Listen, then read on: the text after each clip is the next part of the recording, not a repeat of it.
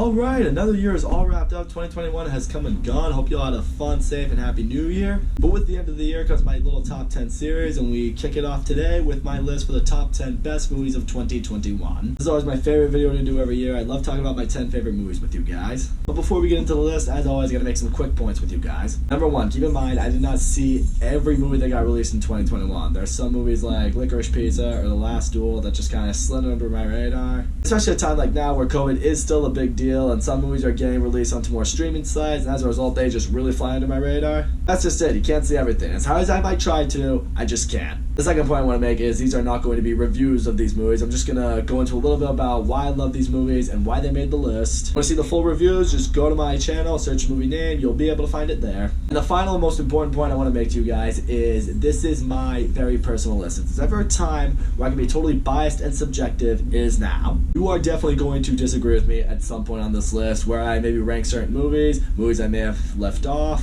Movies on my list today may not be nominated for any Oscars this year. The movies on my list may not show up on AFI's top 10 best list. But that shit doesn't matter. These are just movies that hit me where I live and remind me why I love talking about movies on YouTube with you guys. Okay, that covers all the bases. Now, let's do this.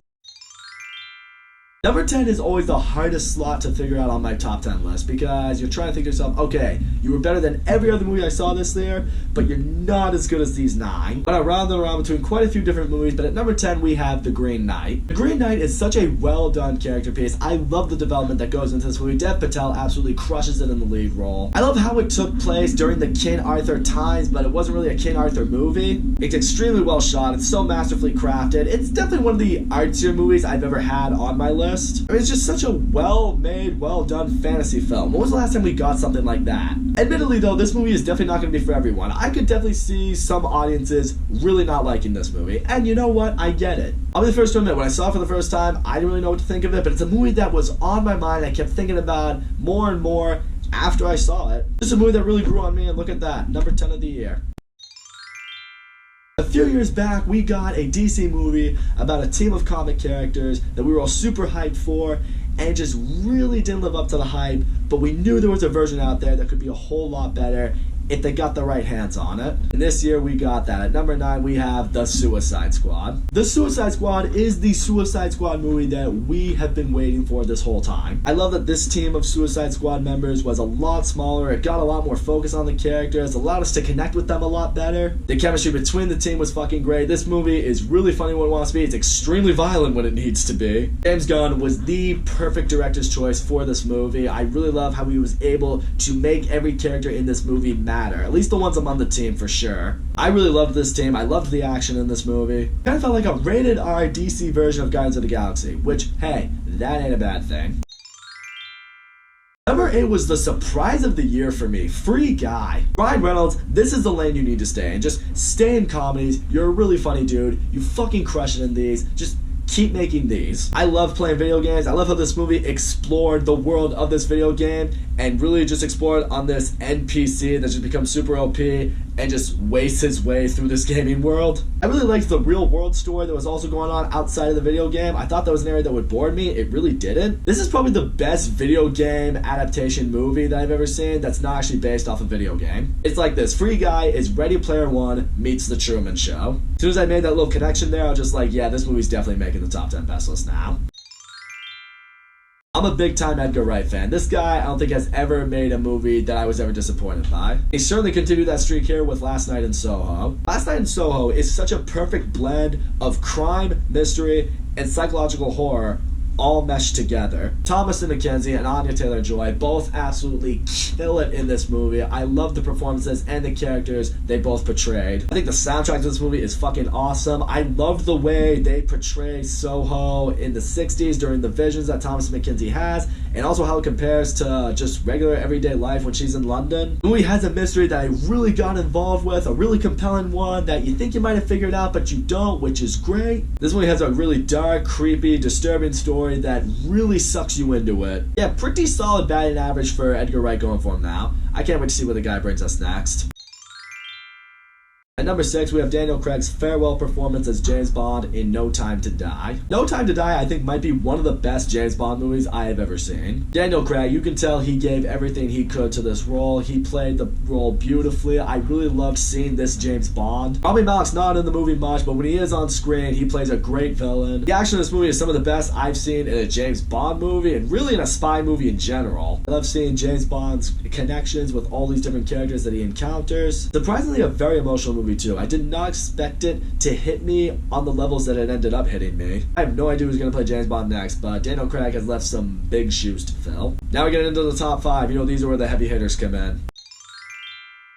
Number 5 is maybe the greatest horror movie sequel I've ever seen, A Quiet Place Part 2. The original Quiet Place is one of the best horror movies I've ever seen, and as a result, I was a little skeptical going into Part 2, but I did have some faith knowing that a lot of the cast was returning and John Krasinski was returning to direct it. And now I'm thinking John Krasinski should just direct every horror movie that gets made, because holy shit, this movie was fucking great. When you're back in this world and there are these aliens hunting people, it just sucks you in better than I think any horror movie has done, at least the ones that I can remember. You feel like you're there, you feel like you can't make a sound, you are white-knuckling it on the edge of your seat, your heart is racing pretty much the whole time of this movie. I like that Emily Blunt in this movie took a bit of a step back and let the supporting cast kind of show themselves, and boy did they. Cillian Murphy was the perfect addition to this movie. I think he deserves some consideration for Best Supporting Actor at the Oscars. I know that's definitely not going to happen, but if I ran things, it would. Listen, Simmons, though, this young lady is turning into a star. She fucking crushes it in this movie. She's even better in this movie than she was in the last movie. This movie is scary as all hell. I love seeing the characters grow in this movie and continue to learn what it takes to survive in this apocalyptic world. I don't know if there's a Quiet Place Part 3, but as long as John Krasinski's involved with it,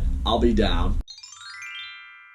Number 4, we have what is probably one of the biggest triumphs for fans in movie history, Zack Snyder's Justice League. I really didn't think this movie would ever be made. I mean, you saw the tweets from various fans and Zack Snyder himself and the cast, and I was just still thinking to myself, I still don't know if it's going to happen. And holy shit, it finally happened, and what we got was this 4-hour epic of what the Justice League should have been. Everything about this movie is a step up from the Justice League. Just everything. The cast works way better together in this movie. They actually make Flash and Cyborg both much interesting characters here. Steppenwolf was a fantastic villain that you actually connected with, and in some ways you felt bad for. Visually, this movie is so great to look at. The action in this movie is so fucking well done. I loved the way they handled Superman in this movie. The Justice League needs to be an epic movie of epic proportions, and this version of it is that. And this is why movies studios should just back off and let directors do their projects when they are ready, because when they make them, fans will come for them. Because of this movie now, there's been real discussion and real push for a Snyderverse. I really hope that happens. DCU, this is the time to strike. You should listen to the fans, keep this rolling. It will only turn out great for you.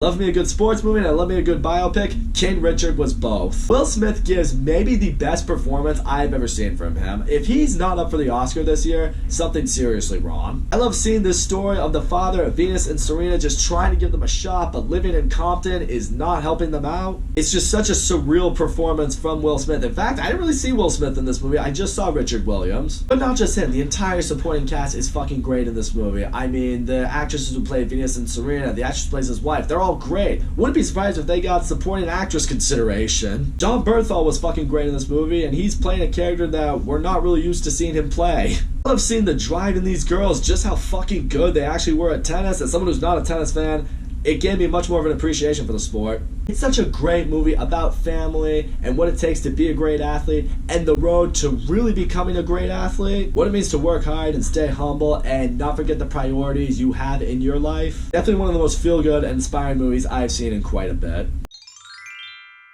Number 1 and number 2 on my list pretty much every year. It's always a toss-up. Every single time. These were 2 of my most anticipated movies. I couldn't tell you how excited I was to see either of them.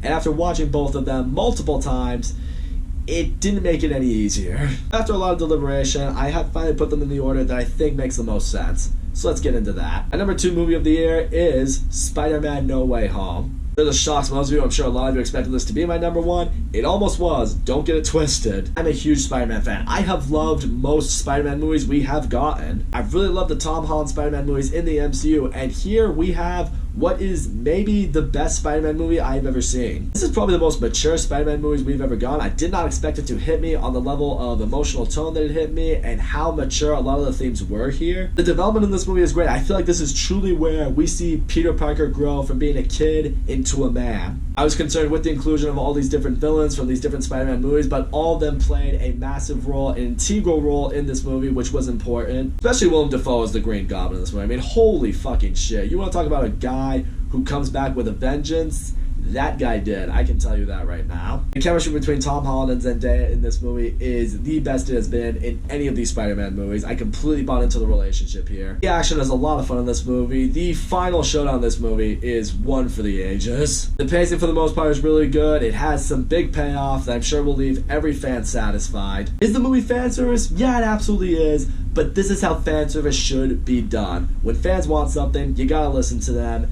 And here, I can't think of a fan that saw Spider-Man No Way Home that left disappointed. I have no idea what the future for Spider-Man really holds, but I mean, I cannot wait for what does come next, because I think it'll be special. This movie has set me up to believe that what we have going for Spider-Man right now is as great as it can be. Here we are, guys, my number one movie of the year, my favorite movie of the year. It was none other than Dune. Dune is just next level shit when it comes to movies. I think this movie is fantastic. I think it's Denis Villeneuve's best movie that he has given us. For me, this was Timothée Chalamet's breakout movie. I mean, if you don't know who he is before this movie, you will now. This kid is gonna be around for a very long time. It has a huge star-studded cast. Everyone in this movie does fucking awesome. Visually, it is an absolute spectacle to look at. It's just beautiful. The visuals in this movie are insanely great. This movie has really intense, really thrilling moments when it wants to. I love seeing the action in this movie. I love seeing the combat and the weaponry. Really exploring the galaxy that is in Dune. The score in this movie is just so fucking great. I mean, there's one theme in particular that I have listened to quite a bit. I'm not gonna lie to you guys. The movie is set up for part 2, but it doesn't feel like setup. This feels like the type of part 1 that can stand on its own. And you can't say that for a whole lot of part 1 movies. So happy we are getting a part 2, and part of the reason why this is my number 1 is I am so excited for the sci-fi franchise that I feel is being built with Dune. This feels like Galactic Game of Thrones. This feels like the next Star Wars if they do it right. I want more movies. I want to see a TV show. I want to see games. I want to see everything. I want Dune to be the next great thing to happen to movies, and I believe it can be. The movie itself is fantastic, but I think the potential that we have going with this franchise is going to be amazing, and for those reasons, Dune has to be my number 1 movie of 2021. And there you go, guys. That's my list for the top 10 best movies of 2021. Thank you guys once again for joining me in another year. And now it's over to you guys. Don't forget to leave a comment. Let me know what you guys thought of my list, whether you agree or disagree. But more importantly, tell me what your favorite movies of the year were. I want to hear what you guys thought. And tune in later on this week when I give you guys my list for the top 10 worst movies of 2021. I'm sure you guys are looking forward to that. But for now, thank you guys for tuning in. And as always, don't forget to leave a like and subscribe. And I will see you all next time.